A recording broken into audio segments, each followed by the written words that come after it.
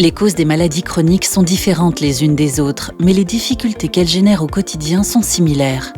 Le cours Evivo, développé aux États-Unis à l'université de Stanford, apporte des outils pour mieux gérer le quotidien avec la maladie. Différents thèmes sont abordés comme la communication avec les soignants et l'entourage, la gestion des émotions, la prise de médicaments, la résolution de problèmes, l'alimentation et l'activité physique. Chacun progresse à son rythme, selon ses besoins, ses possibilités et modifie ainsi durablement ses comportements. Ce qui est différent avec ce cours, c'est que c'est un cours qui n'est pas orienté vers une seule pathologie. Aussi bien la documentation que les outils qui sont donnés sont utiles à toutes sortes de pathologies. Je me suis dit, oh mais ça c'est pour moi. Ça représentait exactement une globalité. Ce qui m'a spécialement plu, c'était le groupe, c'était l'idée du groupe et puis se sentir soutenu.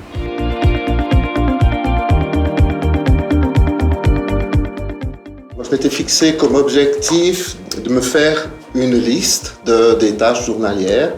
Oui. Alors moi, j'avais décidé de reprendre mon tablier de cuisinier. J'ai réussi 4 sur 5. Bon.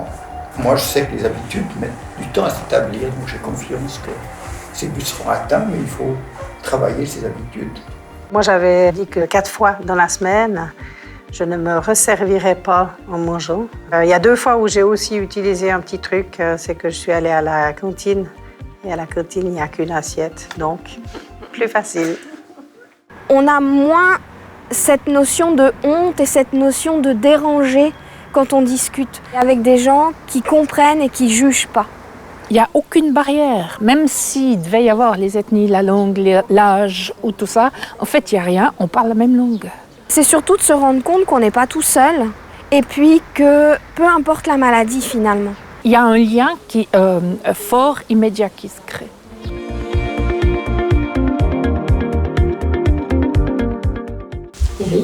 Alors pour moi, mon plan d'action, c'était de varier les activités journalières. C'est une chose que je n'arrivais pas à faire avant. C'est grâce aux cours et puis aux expériences des gens autour de la table que j'ai réussi à m'autogérer différemment par rapport à la douleur. Voilà.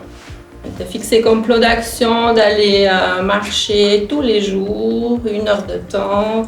J'ai réussi 2 fois dans la semaine. Donc, Je pense qu'avec une copine, ça peut être quelque chose de très motivant. Voilà, le fait d'être 2, tu n'as pas envie de la lâcher, mais elle n'a pas envie de te lâcher, donc vous allez plus facilement le faire. d'autres idées? Pastora, tu as dit que tu avais tenu l'objectif 2 fois dans la semaine. Donc ça serait peut-être déjà pas mal de faire plusieurs semaines avec ces 2 heures-là et d'y aller progressivement. Comme dans tout, les objectifs qu'on peut se poser, comme dans les plans d'action, il ne faut pas se mettre un objectif trop important au départ, plutôt le scinder en plus petit, et puis comme ça on a plus de chances d'y arriver concrètement et d'être satisfait finalement. C'est le but. Chacun cherche des solutions quotidiennes ou à moyen ou long terme, et les recettes que d'autres personnes ont trouvées peuvent nous être utiles, et les recettes que ce que soi-même on a mis au point, peuvent être utiles aux autres. C'est du partage. Je pars du principe qu'il y a la maladie, mais en fait c'est tout un ensemble de choses qui font la maladie. C'est pas juste identifier la sclérose en plaques, voilà c'est quoi la sclérose en plaques quoi. Mais par contre quand on parle de douleur, quand on parle de fatigue, quand on parle de dépression, de stress, là c'est parlant.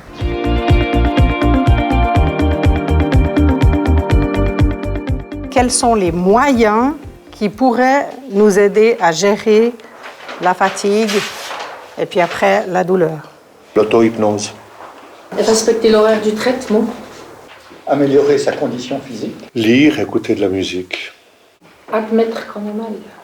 Et ce que je retiens, c'est ces échanges d'idées, ce dynamisme pour trouver des solutions à travers nos soucis de tous les jours. Disons, pouvoir déjà parler de la maladie, déjà. Parce que c'est vrai, on n'a pas toujours l'occasion, disons, de parler. Si j'avais eu ces cours-là, il y a 10 ou 11 ans, quand j'ai été diagnostiquée, j'ai l'impression que j'aurais gagné énormément de temps. C'est très porteur, ça fait avancer réellement. Ça va lui apporter quelque chose pour toute sa vie, aussi bien au quotidien que pour la gestion du long terme. De nombreuses études scientifiques ont prouvé l'efficacité du cours Evivo. Elle montre que les participants suivent mieux leur traitement, consultent moins en urgence, sont moins hospitalisés, communiquent mieux avec les soignants et leur entourage et sont moins absents au travail. Ils se sentent mieux, ont plus confiance en eux et retrouvent une motivation au quotidien. Devenez acteur de votre santé. Inscrivez-vous.